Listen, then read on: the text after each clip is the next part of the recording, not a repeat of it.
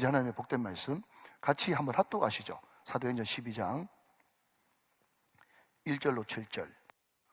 이 계시의 말씀을 합독하실 때 살아계신 하나님의 음성을 들을 수 있기를 원합니다. 시작. 그때에 헤롯 왕이 손을 들어 교회 중에서 몇 사람을 헤아려 하여 요한의 형제 야고보를 칼로 죽이니 유대인들이 이 일을 기뻐하는 것을 보고 베드로도 잡으려 할세 때는 무교절 기간이라 잡음에 옥에 가두어 군인 내식인 네 패에게 맡겨 지키고 6월절 후에 백성 앞에 끌어내고자 하더라. 이에 베드로는 옥에 갇혔고 교회는 그를 위하여 간절히 하나님께 기도하더라.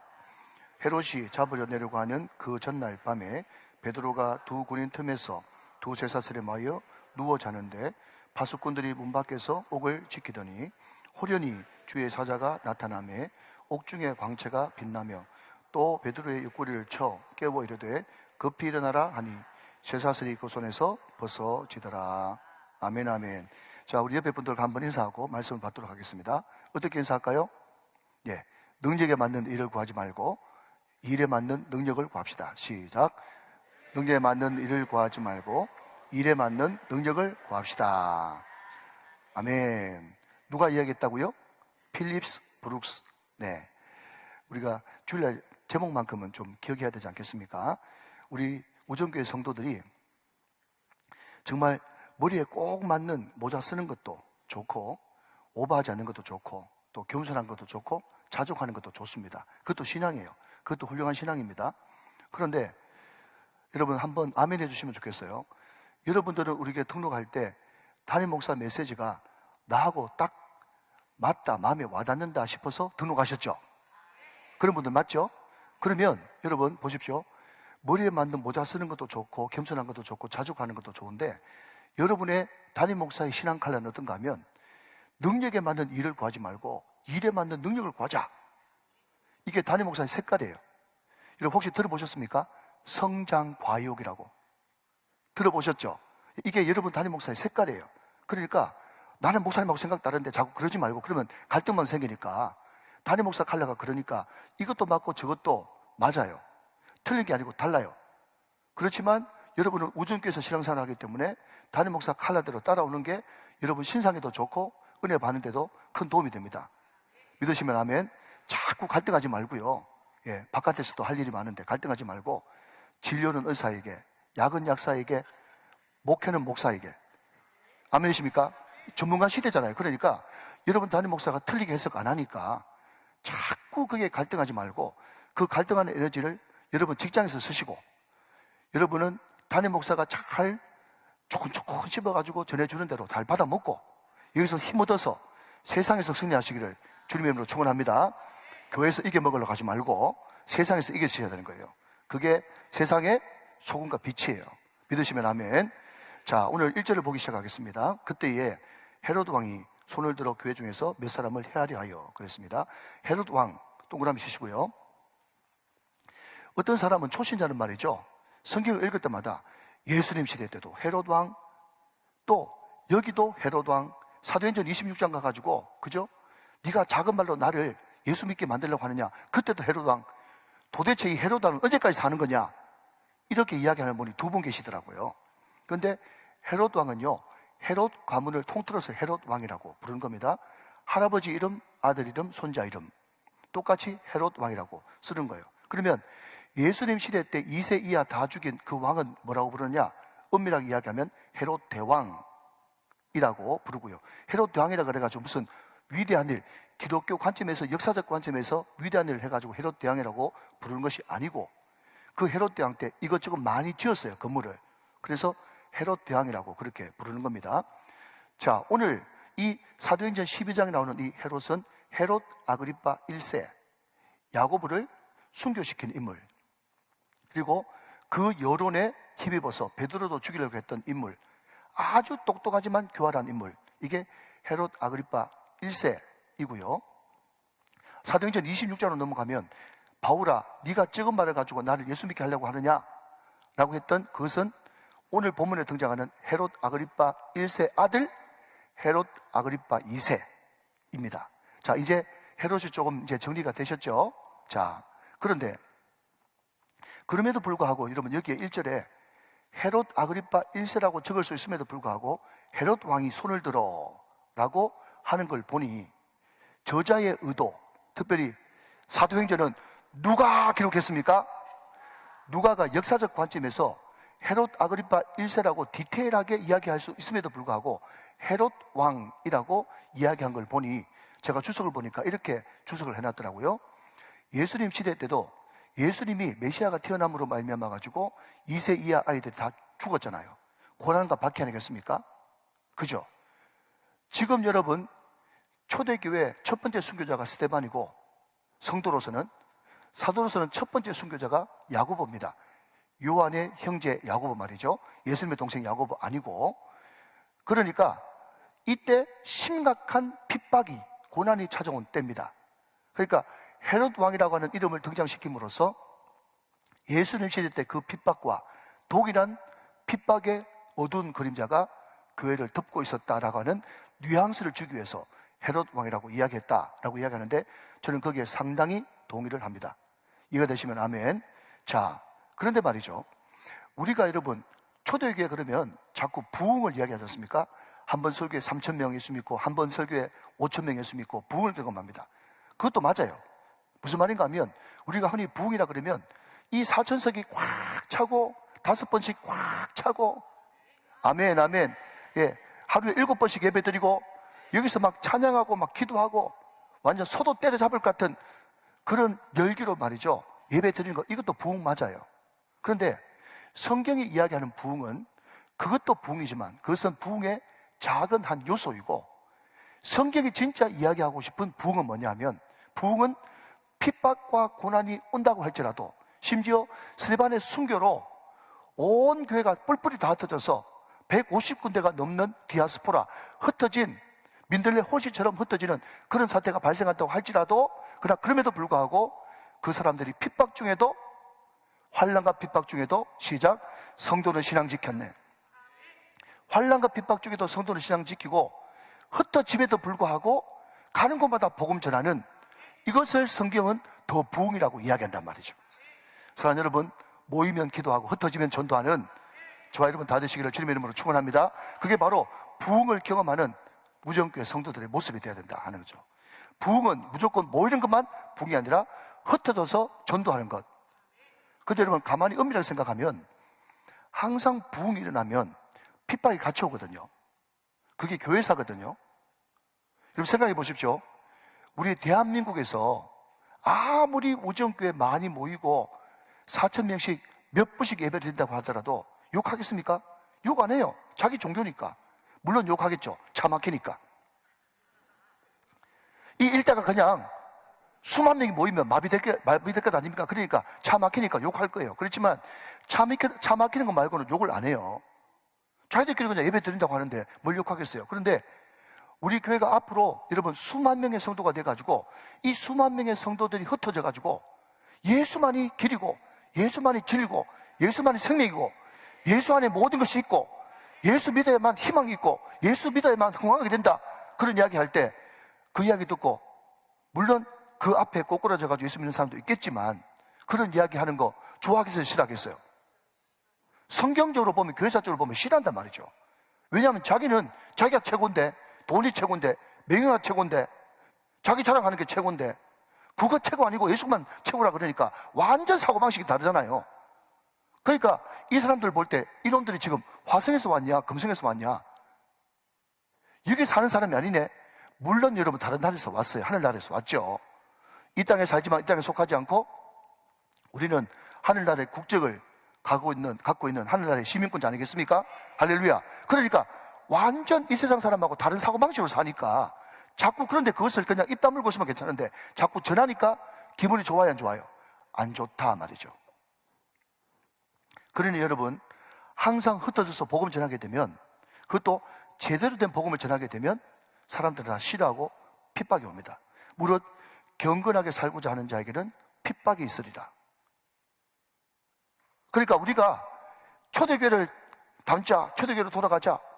한 번 설교에 3,000명 회개하고 5,000명 회개하고 이건 너무 좋아요. 여러분 나사렛 예수 이름으로 기도할 때 여러분 병이 낫고 귀신이 쫓겨나가고 너무 좋아요. 그런데 초대교회는 핍박받은 교회다. 초대교회는 순교한 교회다. 순교자가 줄줄이 배출된 교회다. 그러면요, 그 뒤에 거는 빼고 싶어요. 그러니까 초대교회는 못 돌아가지. 이해가 되십니까, 여러분? 우리 교회가 정말 초대교회로 돌아가고 싶으면 이 모든 것을 끌어안고 핍박까지라도 고난까지라도 주의 복음을 위해서라면 얼마든지 감수하겠습니다. 그런 마음의 고백이 있어야만 진정한 부흥을 경험할 수가 있는 거예요. 할렐루야. 여러분, 복음의 균형을 이루어야 될 줄을 믿습니다. 자, 그때 여러분, 좀 있으면 우리가 국회의원 선거를 합니다. 4월 10일 날. 그런데 그 사람들이 또 얼마 뒤에 대통령 선거할 때 대통령 후보자가 공약하는 그 모든 공약은요, 죄송합니다. 제가 너무 부정적인 이야기해서 99% 새빨간 거짓말이라고 보면 돼요. 이 사람들은 여러분 전혀 국민 생각하지 않습니다. 미안합니다. 참 밑바닥에 양심에는 그게 좀 있겠죠. 근데 모든 국민들, 모든 시민들, 모든 국민들은 다 표로 보이지 인격적으로 보이지 않습니다. 여러분, 제가 왜 그런 이야기를 하는가 하면 지금 대통령이 잘못됐다, 국회의원 나온 사람이 잘못됐다 하는 것이 아니고 세상 정치인들은 다 똑같습니다. 특별히 여기 등장하는 헤롯은요, 원래 에서 가문 출신이거든요. 이두메 족속. 그러니까 전통 유대인이 아닌데 유대인의 왕이 됐어요. 그러니까 이 사람은 항상 중간에 끼어 있는 거예요. 뭐죠? 로마 황제의 눈치도 봐야 되고 또 민심 동향도 살펴봐야 되는데, 로마는 그냥 비비면 되고 또 유대인들은 대제사장, 서기관, 사두개인들 그 사람들 같은 경우는 지금 예수 믿는 사람이 완전 눈에 가신 거예요. 그러니까 그 여론을 모를 리가 없었던 머리가 반질반질 잘 돌아가는 이 헤롯이 큰 맘 먹고 시범 케이스로 야고보를 죽였단 말이죠. 야고보는 존경받는 초대교회 어른이었거든요. 그랬더니 여론이 어떻게 될까? 민심이 어떻게 될까? 조마조마하고 기다리고 있는데, 자, 여러분 2절 3절 봅시다. 요한의 형제 야고보를 칼로 죽이니 유대인들이 이 일을 뭐 하는 것을 보고, 기뻐하는 것을 보고 뭐죠? 탄력을 받았어요. 탄력을 받아가지고 베드로도 잡으려 할세. 때는 무교절 기간이라 그랬습니다. 자, 여러분 여기서 오늘 큰 산맥 하나 먼저 넘어가고 다음으로 넘어가죠. 자, 저를 보십시오.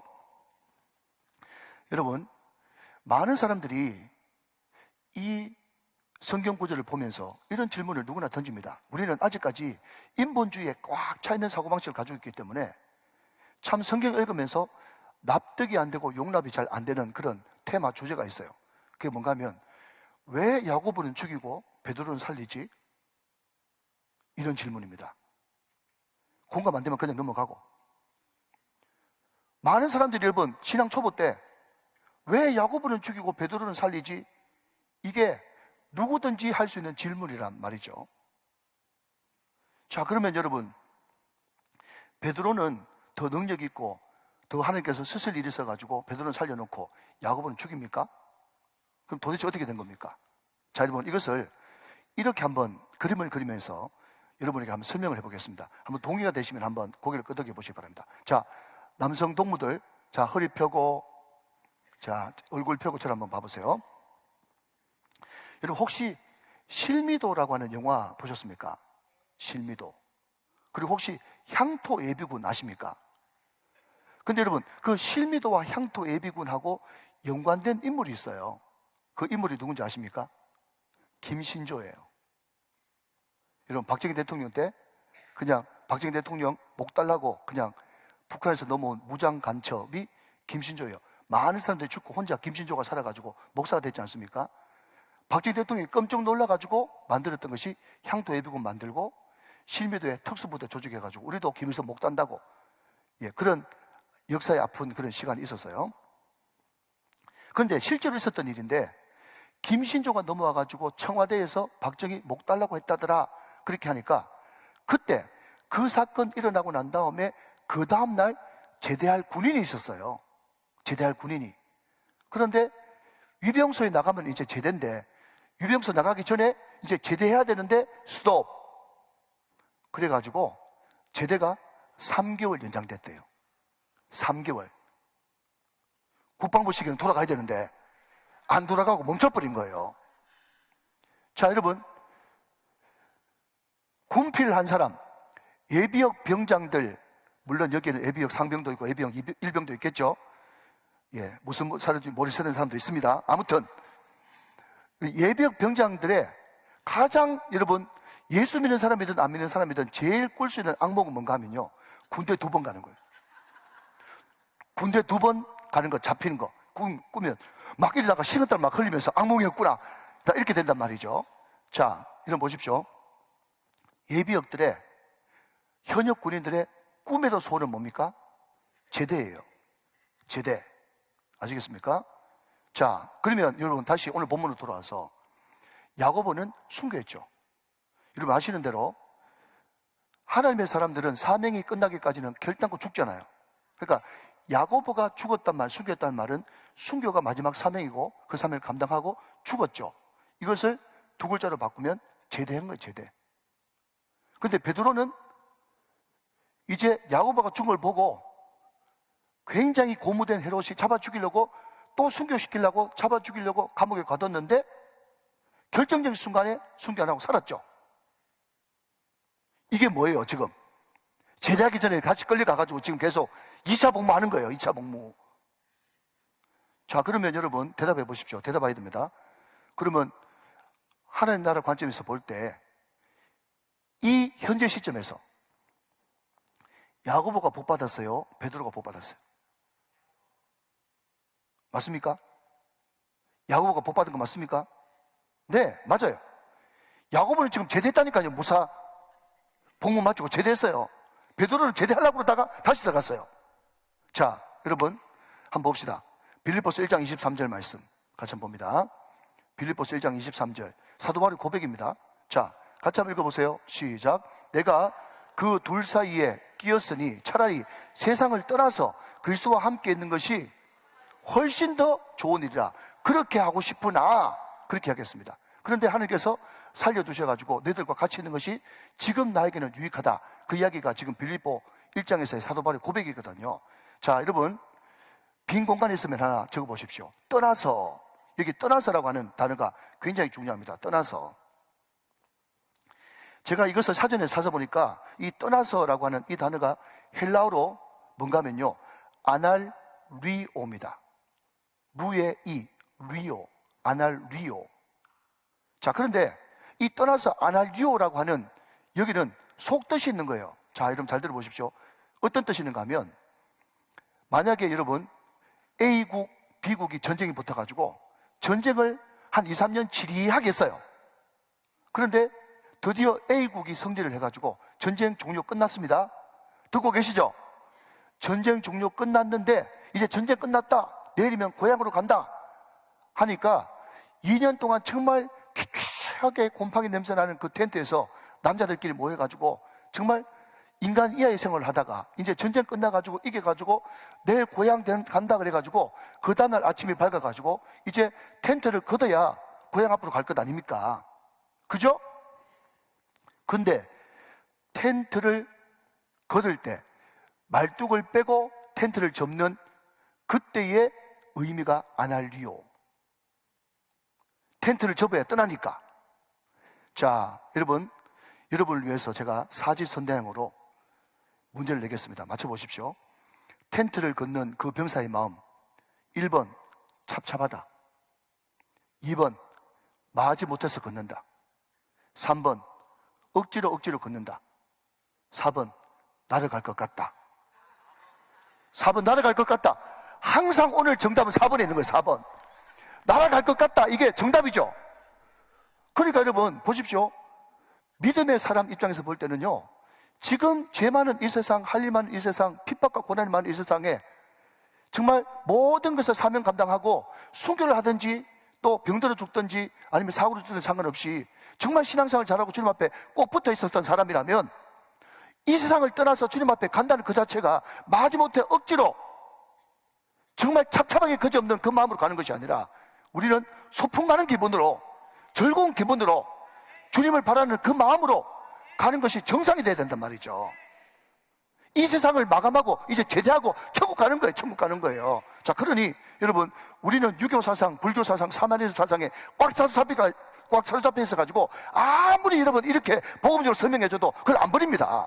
그러니까 여러분, 만약에 내 부모, 형제, 일가 친척들이 예수 안 믿고 예수 대충 믿고 이 사람이 구원 받을지 말지 정말 부끄러운 구원에 있는 그 사람들을 위해서는요, 마음껏 우셔야 됩니다. 안타깝죠? 그렇지만 그분이 정말 신앙생활 잘하고 사명 감당 잘하고 충성하시다가 여러분 정말 이분은 천국 한복판에 가 있음에 틀림없다라고 확신되는 사람은 말이죠, 우실 필요가 하나도 없어요. 제대하고 나가는데 뭘 울어줘요? 입장 바꿔놓고 생각하면요, 죽은 사람이 살아있는 우리를 위해서 대신 울어야 돼요. 나는 이렇게 기쁨으로 떠나는데 저것들 신앙생활도 제대로 못하고 어떡할까? 죽은 사람이 우리를 위해서 대신 울어줘야 된단 말이에요.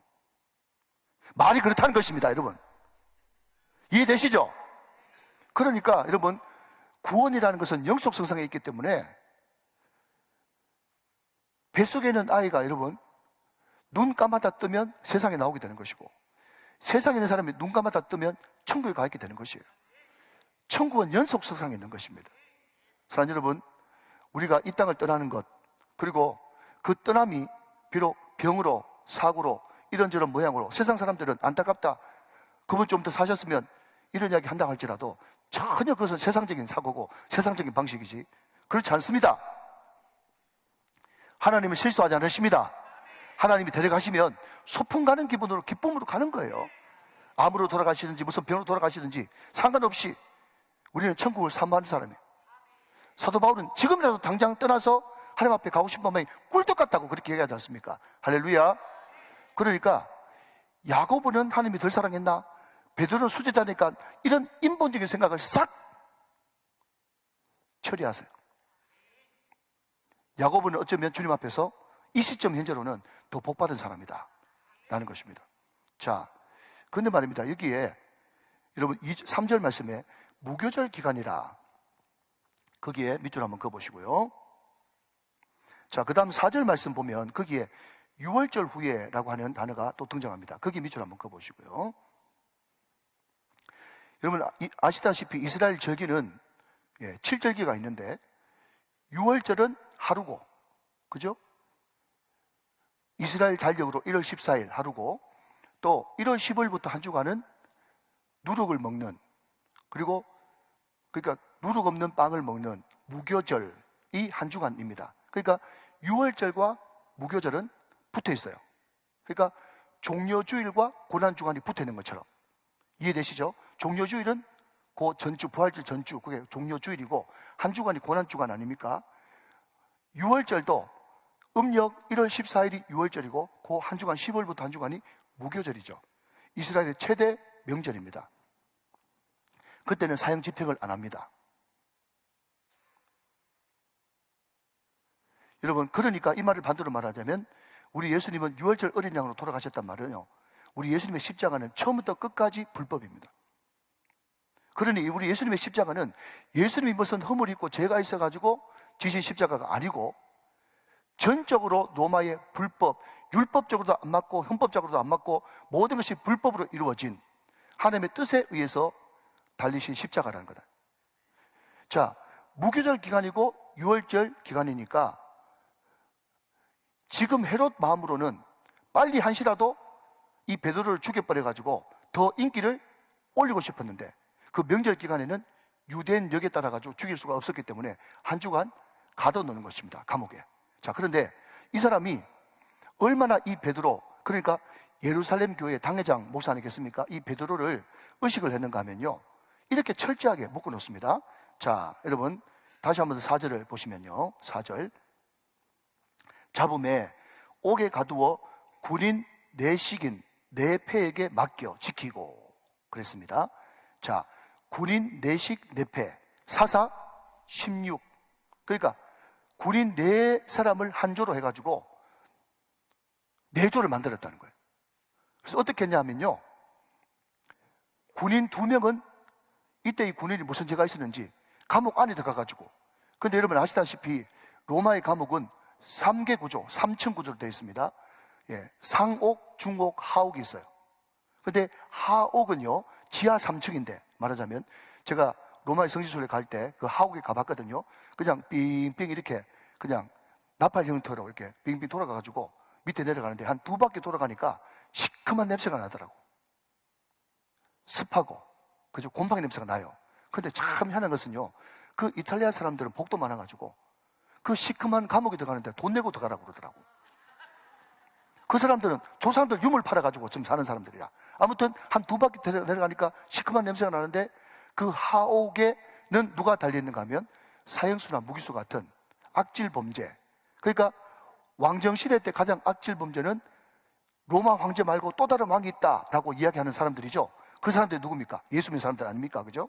그러니까 사도 바울은 맨 밑에 하옥에 갇혀 있었는데 그 군인들이 같이 들어가가지고 같이 이팔저팔 수갑 알죠? 그죠? 수갑.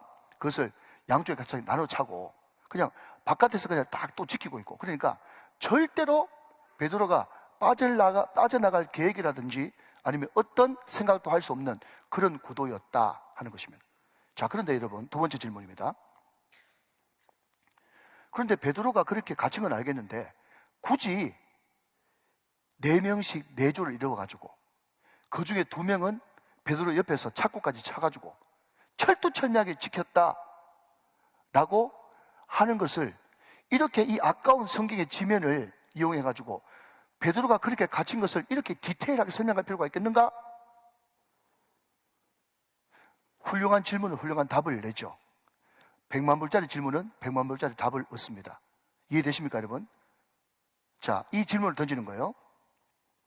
이 아까운 성경책에 베드로가 잡혀가가지고 순교 직전이라는 건 알겠는데 꼭 4명씩 4조 이루어가지고 철두철미하게 지켰다. 수갑을 바깥으로 같이 차면서까지. 근데 이때 수갑은 지금처럼 그런 은팔찌가 아니고 웬만한 망치질 가지고는 끊어지지 않는 정말 어마무시한 쇳덩어리, 그걸 양쪽에서 이제 군인들 발목에 차고 베드로 오른손, 군인 발목에 차고 베드로 왼손 이래가지고 옴짝달싹 못하게 이제 완전 결박되어 있는 거예요. 여기서 뭘 이야기하고 싶었다고요? 절대로 베드로는 빠져나갈 생각도 못하고 계획이라는 것은 생각지도 못한다. 그걸 강조하고 있는 겁니다. 그러면 왜 강조했을까? 라고 했을 때, 자, 여러분 7절 먼저 가겠습니다. 7절. 호련히 동그라미 하시고요. 호련히 주의 사자가 나타나매 옥중의 광채가 빛나며 또 베드로의 옆구리를 쳐 깨워 이르되 급히 일어나라 하니 쇠사슬이 그 손에서 벗어지더라. 자, 여러분 호련히라고 하는 이 단어가 굉장히 중요한 단어입니다. 그런데 여러분 이 호련히라고 하는 이 단어가 그냥 일반적으로 바꾸면 갑자기 뜬금없이 이렇게 바꿀 수가 있겠죠. 제가 뜬금없이 라고 하는 단어를 한 번씩 쓰지 않습니까? 갑자기 뜬금없이 이게 호련히라는 뜻 맞아요. 그런데 이 호련히라고 하는 헬라 원뜻이 뭔가 하면요, 잘 들으십시오. 두 번째 산입니다. 호련히라고 하는 이 단어의 헬라 뜻은요 이렇습니다. 지금부터 보라, 이런 뜻이. 뭐라고요? 호련히가 뭐라고요? 지금부터 봐라. 지금부터 보라. 지금부터 뭘 볼까요? 물어봤더니 지금부터 하나님이 어떻게 일하시는지 보라, 이런 뜻이에요. 할렐루야. 여러분 왜 베드로에게 16명이나 붙어가지고 한 사람한테 군인들이 위해서 무슨 죄가 있어가지고 오른쪽 왼쪽 해가지고 쇠사슬 매가가지고 그렇게 철저하게 지킬까? 베드로의 힘으로는 죽었다 깨어나도 빠져나올 수도 없고 시간 지나면 반드시 죽어야 되는 그런 형편에 있다. 절체절명이다. 그러나 베드로가 절체절명이라고 절체절명이 아니라 인간의 절망은 하나님의 시작, 하나님의 호련히 지금부터 내가 어떻게 일하는지 봐. 지금부터 내가 일할 거야 라고 하는 그 의미가 호련히 라고 하는 단어 속에 포함되어 있다는 거죠. 사랑하신 여러분, 우리가 기도하면 하나님이 일하십니다. God works. 하나님이 일하신다. 사랑하는 여러분, 여러분이 인생의 절망 가운데 있을 때 여러분 이 말 멋진 말 말입니까? 아닙니까? 하나님이 한 문 닫으시면 더 큰 문 열고 기다리고 계신다. 우리 인간의 절망은 하나님의 시작이다. 하나님은 문제보다 더 크신 분이시다.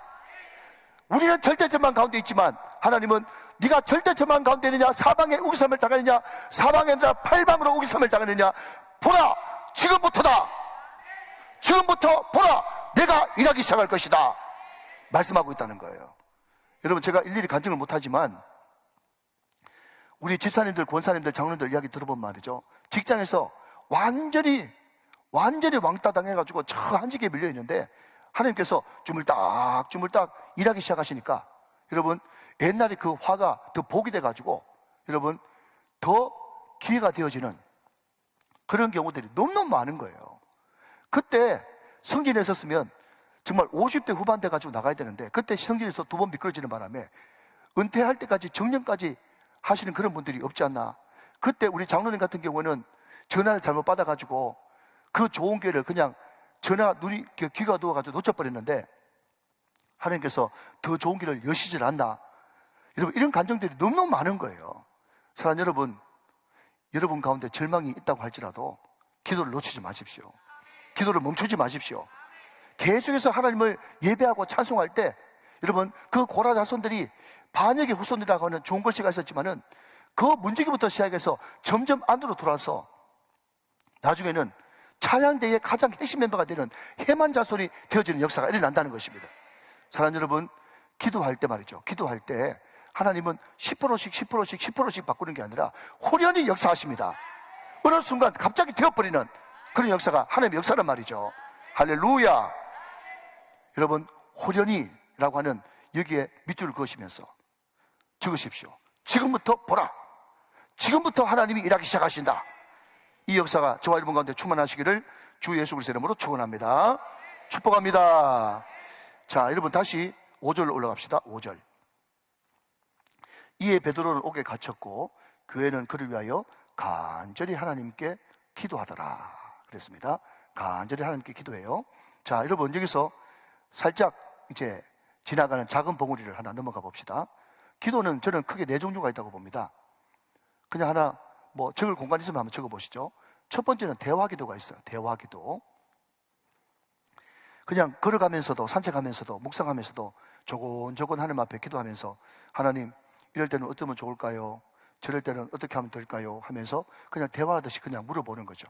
그분이 대답하시든 대답하지 않으시든 그분은 우리의 작은 시름까지도 응답하시는 분이니까 내 모든 시름까지도 다 들을 줄로 믿고 그냥 대화하는 대화기도가 있죠. 두 번째 기도는 여러분 찬양기도입니다. 찬양기도.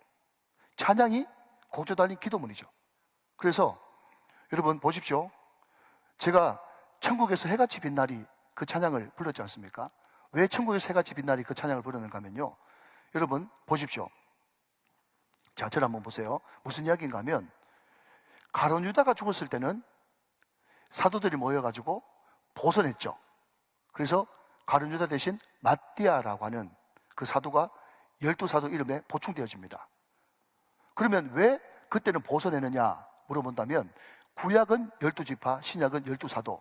그래서 곱하기 12 곱하기 12 해가지고 144에 완전수 1000을 해가지고 14만 4천.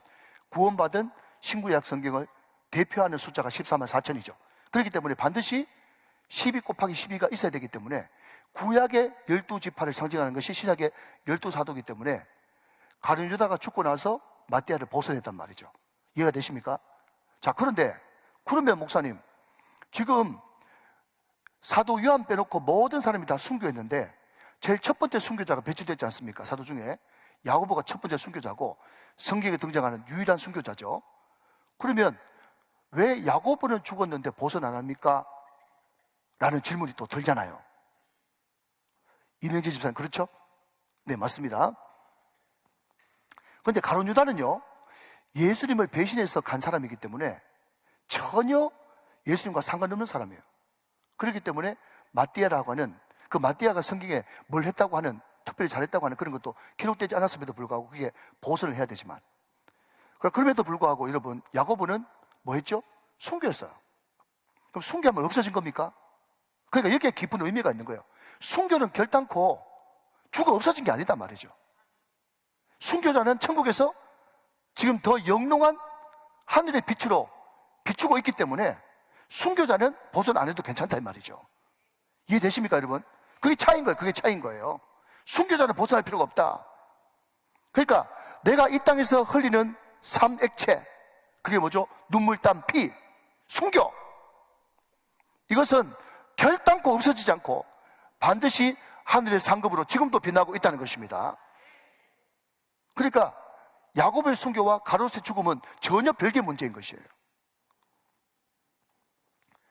제가 이 말씀이 묵상되어지니까 다시 돌아오면 당신의 그 섬김이 천국의 새같이 빛나리, 천국의 새같이 빛나리, 이게 말씀과 연관된 그런 찬양이 울려 퍼지지 않습니까? 이게 기도인 거예요. 그러니까 첫 번째 기도는 뭐죠? 대화 기도고, 두 번째 기도는 뭐죠? 찬양 기도입니다. 자, 세 번째는 뭔가 하면요, 세 번째는 응급 기도예요. 응급 기도. 이때는 여러분 회개도 필요 없이 하나님 살려주세요, 하나님 내가 죽게 되었으니 살려주십시오, 절박한 기도죠. 밑도 끝도 없이 그냥 볼로만 있는 거예요. 이게 응급 기도예요. 여러분, 제가 우리 제자 훈련할 때 그런 이야기를 했습니다. 우리 한국에서 예수 믿는 사람들은요, 굉장히 유교적이고 점잖고 또 불교적인 그런 샤머니즘적인 그런 요소를 가지고 있어가지고 우리는 하나님 앞에 불만을 터뜨리는 기도, 그리고 거친 기도, 원색적인 기도를 잘 못합니다. 그런데 시편에 보면요, 많은 시편이, 한번 따라 하실까요? 탄원시. 시작. 탄원시예요. 자기 마음을 막 토해놓는 응급 기도를 하는, 탄원을 올리는 그런 기도가 많습니다. 여러분, 우리는 지금 46일 차를 넘어가고 있죠. 그죠? 공동체 성경 읽기. 근데 제가 그때 시편 44편을 우리가 봤지 않습니까? 근데 시편 44편에 보면요, 그 시편 44편의 고라자손은요, 이렇게 기도하고 있습니다. 자, 잠깐만 확인해 보고 갈까요? 시편 44편 11절, 12절 한번 보시겠습니다. 자, 한번 보세요. 이 사람들이 어떻게 하고 있는가 하면요, 주께서 우리를 잡아먹힐 양처럼 그들에게 넘겨주시며 여러 민족 중에, 11절 다시 띄워주세요. 여러 민족 중에 우리를 흩으셨나이다. 그러니까 이 고라자손이 얼마나 지금 급했으면, 하나님, 우리가 지금 잡아먹히게 생겼습니다, 지금 이렇게 기도하고 있다는 거죠. 근데 우리는 이렇게 기도 잘 못하잖아요. 주여, 잡아먹히게 생겼는데 뜻대로 하소서. 얼마나 점잖은지. 예? 자, 여러분, 그 다음 44편 12절 봐요. 12절. 주께서 주의 백성을 헐값으로 파시며 그들을 판값으로 이익을 얻지 못하셨나이다. 이 말이 무슨 말인가 하면, 하나님, 내가 이렇게 충성하고 우정교회 목사인데 내가 50만짜리밖에 안 됩니까? 이런 뜻이에요. 내가 지금 50만짜리밖에 안 됩니까? 내가 그렇게 값어치가 없습니까? 이런 기도도 하나님 앞에 드릴 수 있어야 된다. 이게 응급 기도고 탄원 기도란 말이죠. 우리 기도하면 조금 약간 상이하죠? 자, 쭉 넘어가서 22절, 44편 22절, 23절 한번 볼까요? 우리가 종일 주를 위하여 죽임을 당하게 되며 도살할 양같이 여김을 받았나이다. 내가 지금 도살장에 끌려가는 양처럼 되었습니다. 이게 응급 기도예요. 자, 마지막 23절. 주여 깨서서 어찌하여 주무시나이까? 주여, 지금 자고 계십니까? 자고 계십니까? 뭐 하십니까? 좀 깨십시오. 지금 이 기도를 하고 있어요. 여러분, 그 뒤에 넘어가면 시편에 말이죠, 희한한 기도가 많습니다. 그놈 아들은 고아되게 하시고 그놈 마누라는 과부되게 하시고, 이런 기도가 막 있어요. 이게 원색적인 거고, 원색적인 기도고, 응급 기도고, 탄원시고, 여러분, 거친 기도예요. 근데 얼마든지 하나님은 우리 아버지가 되시기 때문에 이런 기도도 할 수 있다. 하나님은 그런 기도에도 다 듣고 계십니다. 그 뒤에 하나님께서 우리의 마음을 어루만져 주시면서 우리 기도의 내용을 바꿔주시는 분이죠. 하나님 앞에 점점 빼지 마십시오. 오늘 혹시 답답하고 걸걸한 마음 가지고 오신 분들 계십니까? 토하십시오. 그분 앞에 토하십시오. 그분 앞에만 토하십시오. 사람한테 가서 뒷담하지 마시고 그분 앞에만 토하십시오. 이게 응급기도입니다. 응급기도. 여러분, 네 번째는 중보기도. 마지막 중보기도죠. 중보기도. 중보기도는 어떤 사람만이 할 수 있느냐? 내가 깨진 사람만이 할 수 있어요. 내가 깨졌다는 건 뭐냐? 나는 아무것도 할 수 없지만 하나님은 다 하신다. 나는 아무것도 아니고 하나님만 다 하신다. 라는 진정한 고백이 있는 사람이 깨진 사람이거든요. 근데 그 깨진 사람이 하나님을 사랑하는 마음으로 이웃을 부탁하는 기도가 중보기도예요. 다시 한번, 내가 깨진 사람이 하나님을 사랑하는 마음으로 이웃을 위해서 강구하는, 그게 중보기도다. 가장 수준 높은 기도죠. 중보기도. 입니다.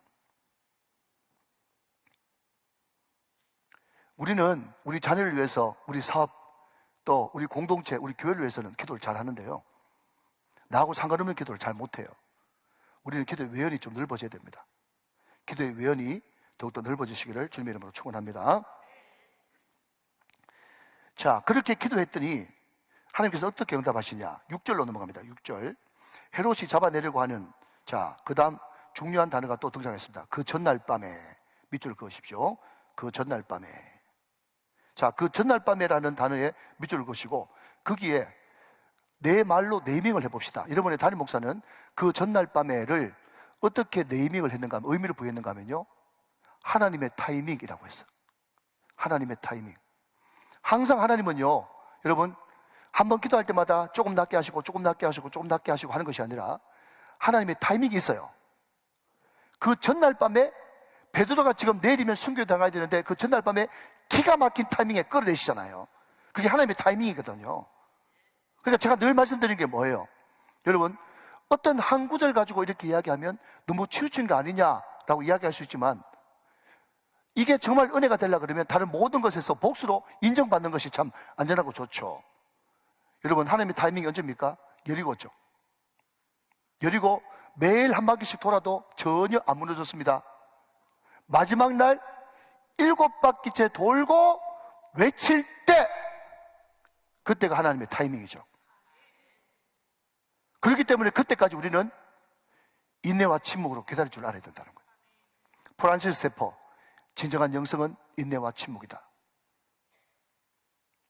하나님의 때가 이럴 때까지 인내하고 침묵하면서 이 꾹 다물고 기도할 수 있는 것, 이게 영성이죠. 자, 다시 한번 봅시다. 여리고가 여러분 폭이 6, 7m가 넘고 높이가 10m가 넘는데, 그 주위를 여러분 이겹으로 된 안쪽 내성이 있고 바깥 외성이 있는데 말이죠. 그런데 이 여리고를 지금 이스라엘 백성들이 빙빙 돌지 않습니까? 제가 지난번에 말씀드렸지만, 자, 여러분 잘 보셔야 됩니다. 그런데 그 10m가 넘고 여러분 이 폭이 6m가 넘는 그 성이 지금 이스라엘 백성들이 이렇게 돌고 있는데, 이렇게 무너져 버리면 어떻게 되겠습니까? 다 깔려 죽죠. 그런데 뭐라고 외친지 모르겠지만 외쳤더니 내성과 외성이 고고학자에 의하면 요렇게 무너졌다는 거예요. 아멘도 안 하시네. 이렇게 무너진 게 아니라 요렇게 무너졌다고. 요렇게 하나님이 하셨단 말이죠. 믿으시면 아멘. 하나님이 하십니다. 하나님이 하실 것 같으니까 뭐라고 하죠? 호련히 보라, 지금부터 봐라. 하나님은 자신 있단 말이죠. 요래 무너진 게 아니고 요래 무너졌습니다. 할렐루야. 그 하나님의 타이밍이다.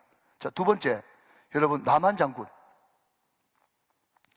여러분 요단강에 6번째까지 몸담갔을 때, 그때 점점 어린아이 살같이 변해갔죠. 성경에 그런 거 없습니다. 조금 여러분, 제가 신방 가서 너무 징그러워가지고 멀리서 보니까요, 6번 물 담그고 나니까 팅팅 불어가지고 더 못 보겠더라고요.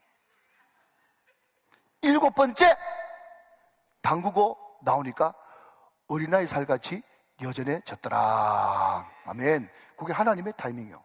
그 전날 밤에 여리고 남한 장군 뿐입니까? 여러분, 엘리야 기도했죠? 3년 반 동안 여러분 비 안 왔습니다. 3년 반 동안 비 안 왔는데, 엘리야가 7번 기도하고 가봐라 했더니 손바닥만한 구름이 7번째 나타났단 말이죠. 이것도 하나님의 타이밍이에요. 사랑하는 여러분, 기도하고 있으면 하나님이 어느 순간 호련히 나타나십니다. 자녀가 애를 먹이고 속상하게 해도 꾹 참고 기다리면, 제가 얼마 전에 울산에서 크게 목회하시는 분하고 같이 일본 가서 이런저런 간증을 나눴는데, 그 아들이 목회하는 동안에 너무너무 애를 먹였는데, 이분이 자기가 막 펑펑 울면서, 하나님, 여기서 목회를 그만둬야 될 것 같습니다. 아들 녀석이 저 모양인데 내가 어떻게 하면 좋겠습니까? 그 기도까지 하면서 목회까지 그만두려고 생각했대요. 그런데 어느 순간 호련히 애가 아버지한테 오더니, 아빠 나 지금부터 공부할래요. 그렇게 하니까, 그렇게 해서 목사도 너무 오래 당하니까 믿음이 없어가지고 안 믿겨지는 거예요. 그게 정말이가. 그런데 정말이가 하면서 눈을 보는데 눈이 달라졌더랍니다. 눈이.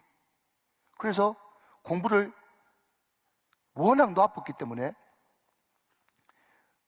장신대 박바로, 강나루 장신대 박바로 못 들어가고 서울 장신대 갔다가 2년 뒤에 다시 강나루에 편입해가지고 또 대학원을, 또 장신신학대학원을 가고 이제 전임전도사가 돼가지고 결혼하려고 그러는데 거기에 어떤 분이 너무 이 청년이 정말 찬양을 열심히 하고 신앙이 좋으니까 자기 딸을 붙여줬는데 영국 왕립 오케스트라에 첼리스트를 붙여줘가지고 4월달에 결혼한다고 청첩장을 주더라고요.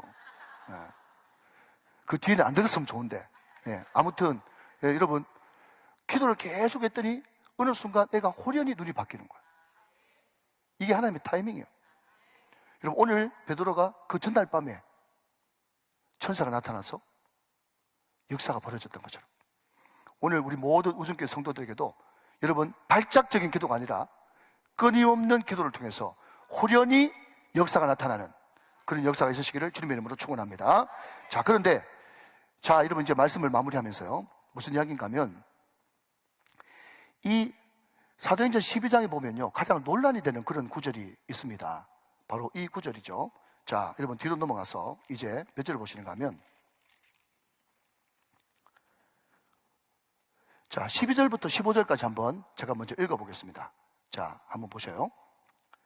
깨닫고 마가라는 요한의 어머니 마리아 집에 가니 여러 사람이 거기 모여 기도하고 있더라. 지금 베드로가 이런저런 과정을 거쳐가지고 나와서 이제 그 유명한 그 마가의 다락방, 그죠? 120문도가 기도하고 성령 충만 받았던 그 마가의 다락방, 그 집에 사람들이 또 모여가지고 기도하고 있는 거예요.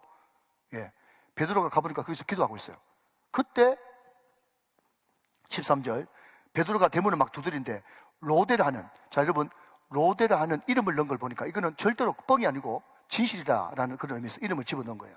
로데라 하는 여자아이가 영접하러 나왔다가 14절 베드로의 음성인 줄 알고 기뻐하여 문을 미쳐 열지 못하고 달려들어가 말하되 베드로가 대문 밖에 섰더라 하니 15절 시작 그들이 말하되 내가 미쳤다 하니 여자아이는 힘써 말하되 참말이라 하니 그들이 말하되 그러면 그의 천사라 하더라 그랬습니다. 근데 많은 사람들은 말이죠 이 구절을 해석하기를 그렇게 기도하고도 진짜 살아나오니까 못 믿었대 이렇게 이야기합니다. 자, 저는 여러분 이것을 두 가지로 보고 싶어요. 첫째, 여러 사람이 기도했으니까 거기에 여러분 두 종류의 사람도 있겠죠. 먼저 결론부터 말씀드리면 한 종류의 사람은 어떻게 하든지 지금 야고보 사도님도 죽으셨는데 베드로까지 죽으면 안 되니까 살려주십시오.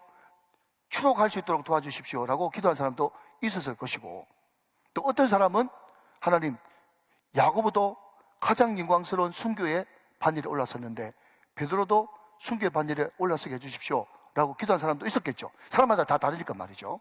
자, 그러면 첫 번째 경우를 본다면요 그렇게 중보하면서 추록하게 해달라고 살려달라고 그렇게 기도했는데 막상 나오니까 못 믿어서 거짓말 아니야? 참말이다 그러니까 그의 천사 아니야? 그런 사람도 있겠죠. 자, 이해되십니까? 교회는 다 똑같은 게 아니니까요. 자, 그러면 이 첫 번째 경우에는 어떻게 적용을 해야 되느냐? 자, 한번 따라합시다. 이런 엉터리 같은 기도도 응답하신다. 시작. 이런 엉터리 같은 기도도 응답하신다. 아멘이십니까? 중요한 교훈이에요. 자, 여러분 다 기억하실 겁니다. 오래전에 야베스의 기도 해가지고 말이죠. 책이 수백만 권 팔렸어요. 전 세계적으로. 우리 한국 상황하고 딱 맞는 거예요. 왜냐하면 우리는 샤머니즘적인 그런 요소들이 교회에 많으니까 말이죠. 어떤 사람은 심지어 뭐라고 얘기하는가 하면 야베스 기도 그 하루에 10번 이상 읽으면 복 받는다고 그렇게 이야기하는 사람도 있었어요. 세상에 그런 주문이 어디 있어요? 무당 주문이. 전혀 비성경적이에요. 그런데 제가 왜 야베스의 기도를 좋아하는가 하면요 그 야베스의 기도가 뭐 대단한 내용이 아닙니다.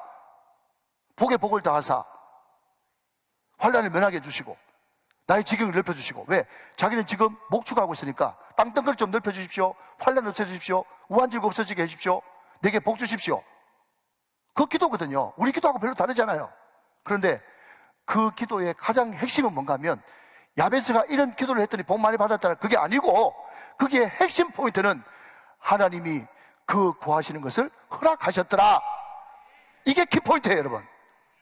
무슨 이야기인가 하면요, 우리의 기도가 다 거기서 거기고 하찮은 기도고, 내 환난 좀 면하게 해달라고 하는 기도고, 복에 복을 하는 기도고, 땅덩어리 좀 부동산 좀 올라가게 해달라는 기도고, 집 팔리게 해달라는 기도고, 애 대학 좀 붙게 해달라고 기도고, 그 기도 다 똑같다는 거예요. 그러나 그런 기도라도 하나님께서, 그런 하찮은 기도라도 응답하신다. 하나님이 응답하신다. 그만큼 하나님께서는 기도하는 것을 좋아하신다. 그렇게 이야기해도 충분히 가능하고요. 그러나 제가 이야기하고 싶은 것은, 일방적으로 이 사람들의 기도가 잘못됐다, 정말 기도 수준이 떨어진다, 믿음 없다, 조그마한 여자애보다 못하다, 이렇게 해석하는 것은 전혀 문맥상 맞지 않고, 여러분, 이때 사도들이, 성도들이 어떤 기도를 드렸느냐, 이런 기도를 드렸던 사람이 정말 어떻게 하든지 살려달라고, 추록시켜달라고 그렇게만 기도했겠냐, 제가 그 이야기를 마지막으로 하고 싶은 거예요. 자, 여러분, 사도행전 4장으로 한번 넘어가 봅니다. 사도행전 4장 27절부터 좀 봅시다.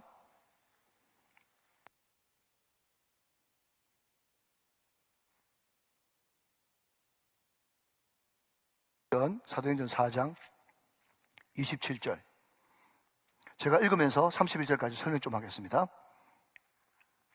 과연 헤롯과 본디오 빌라도는 이방인과 이스라엘 백성과 합세하여, 제가 지난번에 말씀드렸습니다, 항상 못된 놈들은 서로 죽이고 못 잡아가지고 어른거리다가 나쁜 일만 있으면 합세합니다.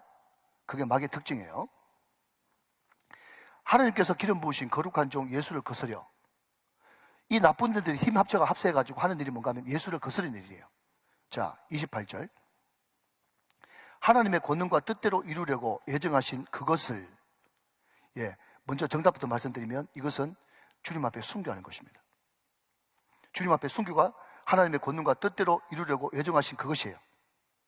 그것을 행하려고 이 성에 모였나이다. 우리는 죽기를 각오하고 이 성에 모였나이다. 그러면서 이 초대교회 성도들이 어떻게 기도하고 있는가 하면, 주여 이제도 그들의 위협함을 굽어 보시옵고, 주여 이제도 그들의 위협함, 지금 로마 군인들이 예수 믿는 사람들이 모여있는 곳에는 막 급습해가지고 막 살육을 벌이는 거예요. 그 위협함을 굽어 보시옵고, 이렇게 이야기하고 난 다음에 우리가 상식적으로 이야기하면 굽어 보셔서 살려주십시오, 이렇게 돼야 되잖아요. 그런데 그 살려달라는 기도를 초대교회 성도들이 하지 않습니다. 계속 또 종들로 하여금 담대히 하나님의 말씀을 전하게 하여 주시오며, 그러니까 그 사람들이 칼로 창으로 우리를 죽이려고 한다 할지라도 우리는 담대하게 하나님의 말씀 전할 수 있는 용기를 주십시오, 그렇게 기도하는 것이 초대교회 성도였단 말이죠. 30절, 손을 내밀어 병을 낫게 하시옵고. 자, 여러분, 지금 군인들이 쳐들어오는데 말씀 전하고 손들어 여러분 병을 낫게 하는 것이 누구를 낫게 하는 겁니까? 1차적으로는 자기를 죽이려고 하는 그 사람들의 병을 낫게 하시옵고. 이게 중보기도예요. 자기가 깨뜨려진 기도. 표적과 기사가 거룩한 종 예수 이름으로 이루어지게 하옵소서 하더라. 여러분, 초대교회 성도들은요, 감옥 갔다고, 여러분 핍박받는다고, 사자굴에 끌려갔다고 해가지고 어떻게 하든지 살려주십시오, 추록시켜 주십시오, 생명연장시켜 주십시오, 그런 기도를 드린 사람들이 아닙니다. 그 핍박의 와중에서도 어떻게 하든지 말씀 전하고 주의 영광 드러낼 수 있도록만 도와주십시오, 그렇게 기도한 사람들이었다고요. 그렇게 기도를 하니, 그렇게 하나님 뜻에 맞는 기도를 하니 비일기를 다하며, 31절, 어떤 역사가 벌어졌다고요? 모인 곳이 진동하더니. 모인 것이 진동했다는 말은 다른 말로 바꾸면 뭔가 하면 하나님께서 그 기도를 기쁘게 들으시고 응답하셨다, 이런 뜻이에요. 자, 들어보십시오. 다시 한번 들어보십시오. 자, 지워주시고. 우리는요, 성경책을 읽을 때 여러분 이런 것을 두고 전문용어로 뭐라고 하는가 하면 영화를 너무 많이 봤다, 이렇게 이야기해요.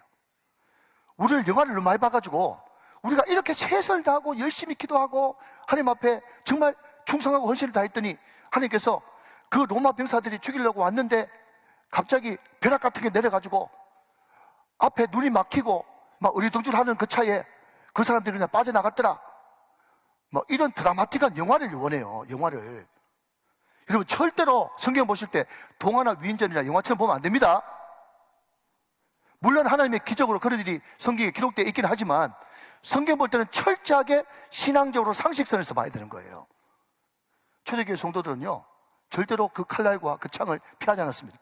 하나님, 칼과 창이 나를 음습에 온다고 할지라도 그럼에도 불구하고 어떤 순간에도 하나님 말씀 담대하게 전할 수 있도록 은혜를 베풀어 주시고, 원수 같은 그 인간들에게도 병을 낫게 하여 주옵시고, 어떤 순간에도 거룩한 종 예수 그리스도의 이름으로 표적과 기사가 나타날 수 있도록 은혜를 베풀어 주십시오.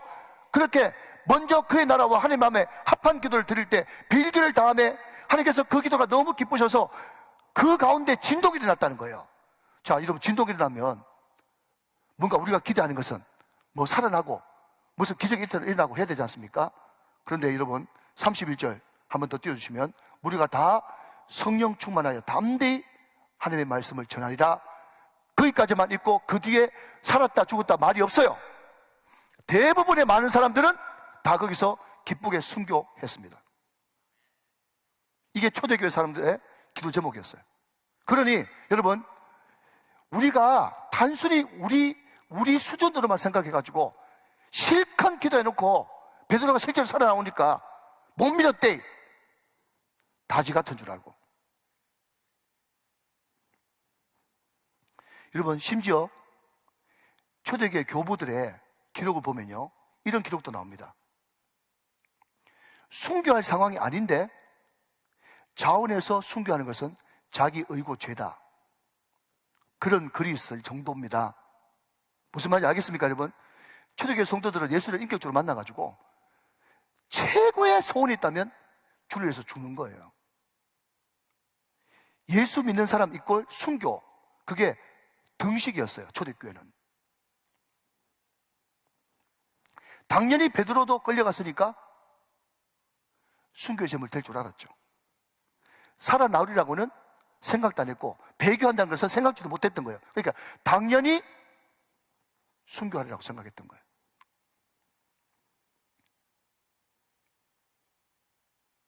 그런데 살아나왔으니까 안 믿기죠.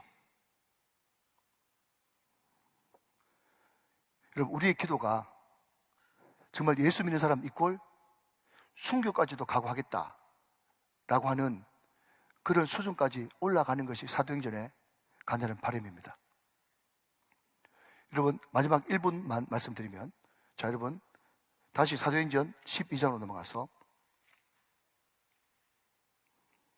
그 위에 있는 11장 29절 30절 읽고 말씀을 맺어보겠습니다.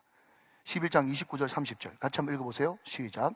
제자들이 각각 그 힘대로 유대에 사는 형제들에게 부조를 보내기로 작정하고 이를 실행하여 바나바와 사울의 손으로 장로들에게 보내리라.